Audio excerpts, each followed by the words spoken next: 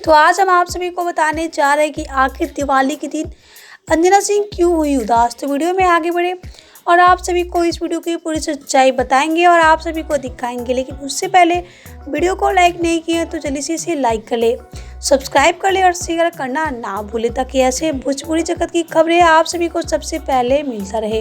तो जी हाँ, जहाँ आप सभी जानते हैं कि अंजना सिंह तलाक के बाद अपनी बेटी के साथ अपनी लाइफ में काफ़ी ज़्यादा बिजी रहती है। लेकिन बात करेंगे यश कुमार मिश्रा के बारे में। तो आप सभी तो जानते हैं कि यश कुमार मिश्रा ने अपनी दूसरी शादी की है निधि झा से। बात करेंगे निधि और यश के बारे में, तो ये दोनों एक दूसरे के साथ काफ़ी ज़्यादा खुश रहते हैं, जो कि आप सभी इस वीडियो में देख सकते हैं। लेकिन बात करेंगे अंजना सिंह की बेटी के बारे में, तो आप सभी जानते हैं कि यश मिश्रा जब से अपनी दूसरी शादी की है वो काफी ज्यादा व्यस्त रहते हैं और शायद ये वजह है कि यश मिश्रा अपनी बेटी को बिल्कुल ही टाइम नहीं दे रहा और यही वजह है कि अंजना सिंह दिवाली के दिन काफी ज्यादा उदास दिखी। वाल तो आप सभी की क्या राय है इस वीडियो को लेकर हमें नीचे कमेंट बॉक्स में जरूर बताएं।